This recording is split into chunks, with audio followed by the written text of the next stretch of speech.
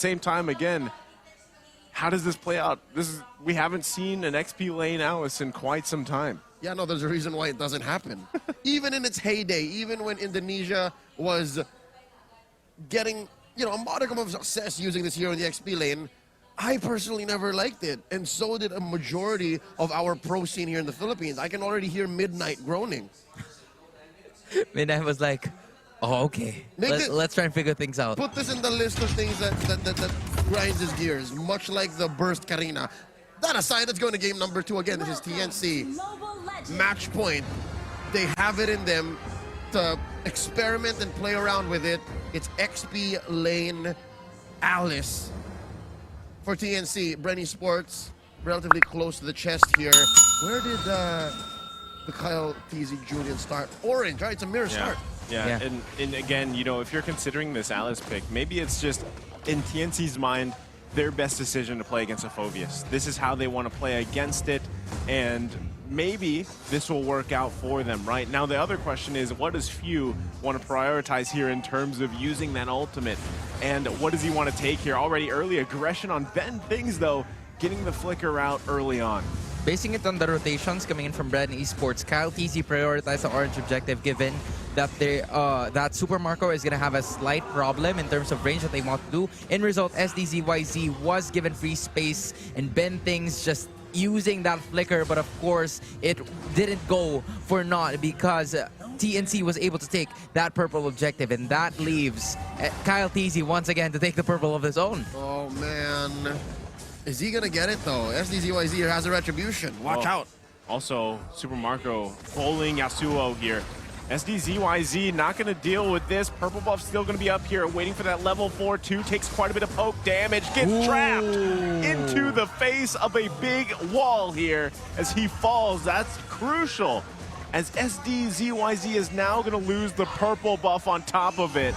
Kyle TZ, though, goes down as well. They're all fighting for the purple buff, so it's going to be a 1-for-1 trade across the junglers here for both teams, and now the turtle's up. Kyle TZ took it, but died in the process, and so far, SDZYZ is back on the map, going to take his orange here and make a beeline for this turtle.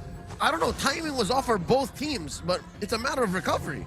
It was actually Ogwen who managed to take the purple objective, so it's still a win for Bren Esports. But unfortunately, Bren just also delayed their jungler in terms of what they want to have. Kyle TZ with that mystery shop is most ideal to actually take it out. But unfortunately for TNC, they were unable to take that purple objective. And in return, it was Kyle TZ using that retribution and might go for the kill. Wow, okay, okay. I was wondering if he was going to use the Way of the Dragon there. Few goes in, burns the flicker, and now they grab King Solomon too. Big pickups here for Bren Esports. Doppelganger death. The Ogwen taking the purple situation was from worst to bad. So, relatively speaking, I guess it's okay, and Bren again still on the map here, still able to get a kill, secure this little wanderer. What I see them doing here is waiting until Kyle TZ is ready, and then they'll take a purple. I'm wondering, why is TNC not as aggressive on taking this objective? Because it's clear they have their ults, but why are they so shy to get the turtle? We're slowly seeing Bren Esports having the mystery shop effect. It's Few and Kyle TZ just dishing out the burst damage possible. And if there was a time that Kyle TZ didn't have the retribution, right? And it reached the point that, okay, we just go for the kills instead so that they won't have enough zoning potential to actually take the turtle for themselves. And with that, 2 kills were given to Bren, and the positioning was just disengaged by the side of TNC, resulting to the turtle take. Yeah, and I mean, with all that being said too, you gotta just expect TNC now, with that early aggression coming out from Bren, they have to be careful around how they play things. They're still going to be in good position, right? Especially with what they have now that Ben Things, as he gets a little bit more tanky. He's almost level 5. He does have the Way of the Dragon to hold on to the top side. Yasuo, Ogwen looking to wild charge in, as he does. Grabs the kill here too. Ben Things and King Solomon here should be able to grab the kill on Ogwen, but look at the backside. Few now, they pay him back. That's going to be a 2-for-2 trade across the board. You have to give it to Super Marco, just outplaying the gold lane matchup. We were expecting that Super Marco would somewhat have a hard time against Yasuo, who actually has a lot of range advantage. But given that, Super Marco is still managing to thrive in his lane, also resulting to 2 kills given to the side of Bren Esports, and now 1.40 in terms of gold lead. You really have to give it to the guys. They know their rotations, they're holding out their own, and there's not a lot of need, but it's just the lack of damage, right? Cram usually moving forward from the XP lane to the mid lane to be able to assist, but given that he needs a lot of time to scale and stack, he's just not unable to do that. Cram time's gonna take a while. Just bottom line, the fact that your XP laner struggling, that's expected. It comes with the territory. Yeah. But your gold laner flourishing the way that Super Marco is, look at the difference between their turrets, man. Look at that. And the fact that Yasuo needs babysitting from King Salman and Ben Things. So that just shows, again, puts into context what Sona, what you said, bro. Super Marco is eating good. I mean, that's why they're planning up here, right? Bet Things has to make a play. Conceal is going to be committed here. They're going to push Super Marco off the turret. Should be able to convert the turret. They trade the turtle for it. So right now, like you guys mentioned, Yasuo kind of just being taken care of. It would have been better if they could have converted it into a kill, because Super Marco playing a little bit defensive when he needs to. He is just buying more damage, more time on this carry pick. Great initiation coming in from TNC, at least popping off those ultimates to be able to zone Super Marco out, knowing that they have the damage. Ben Things goes in, but questionable target there, was trying to get the kick off and not going to convert anything. Now Cram going to be the focus here. Did have that blood owed, but taking quite a bit of damage himself.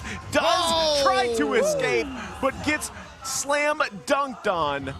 Of the numbers game that we have been seeing for the first 5 minutes, and now Cram is having a hard time. Well, they're going to focus on Pandora, as we were just talking about him. Ben Things going in with the Way of the Dragon. That's a lot of ultimates being committed here as he's swallowed up and thrown into the wall as well. So Pandora going down for the second time here. So again, your XP laner struggling. That's just how it's going to be. And you see a switch up here. It's Cram's turn here on the top lane. Bot lane, different story, Ben Things. Wow, Ben Things actually getting a taste of the Way of the Dragon here. Ow. Yasuo has the damage there. Now Few trying to follow up. Can they grab a kill here? Kyle TZ, the double kill. The damage is surely there on this Julian. This is just too deadly. You're taking a look at Kyle TC, 3-1 and 4 Few, still unscathed at this point. We're already 7 minutes in, and just imagine the itemizations that both of these magic damage dealers are already dishing out to the rest of the members of TNC, and how they would be able to force it out. There was a switch coming in because, you know, Cram really needs those stacks, and maybe the Beatrix would be able to use that Ibero Passion to just go ahead and clear the waves as soon as he can, not to give Bren Esports that much of territory, but it's just Bren forcing their way in, securing the objectives. Speaking of objectives, the objective king, is he getting more kills than Kyle TZ? Yeah, about 4 seconds to tell us with the hashtag Samsung and hashtag awesome always wins. This is the last turtle of the game. Kyle TZ, could he be the second TZ that Few leads to a world championship? This duo is so deadly. Yeah, it is. I mean, it's becoming more apparent as we get further into the season. And especially, I feel like Kyle TZ has just kind of settled in. He's settled into now this role, the jungle. I mean, he's starting to build his own identity despite him having that TZ on his last portion of his name here. But the playstyle that he's going with is surely showing something. And now Ben Things going to be the focus here. But look at the mega kill, as we were just saying. Kyle TZ now focusing on the rest as SD falls here. Bren Esports feeling very confident. Oakwind just going to plant himself behind the turret. Ben Things has to be careful here. That's going to be another knock-up, and it's Cram that falls this time. And the turret still going to be worked on here.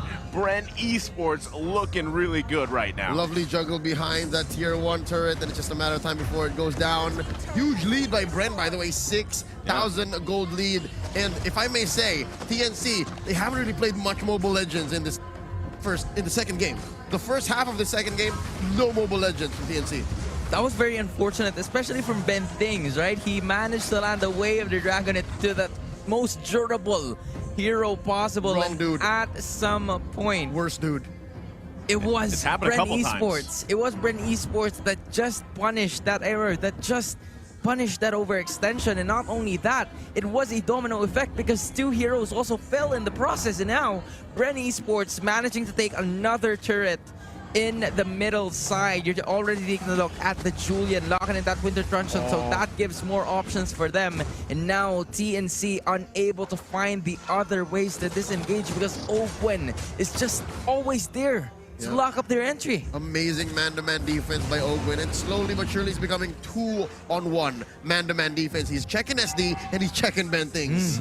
I mean, he's doing a great job on this Grok. And again, like I said yesterday, it's nice to see this hero bringing back into the Land of Dawn because he can do quite a bit for the team, whichever team does pick him. But already, Bren Esports just going to go ahead and freely grab themselves a Lord here. And as you mentioned, Leo, we're seeing TNC just struggle. Conceal Play going to come out from open. Wild Charge comes in. They're looking for Cram, but already the killing spree going over to Super Marco. Cram has to flicker out here. It's only Ben Things that falls, but Bren knows their position right now, and they're going to look to focus on some more map space.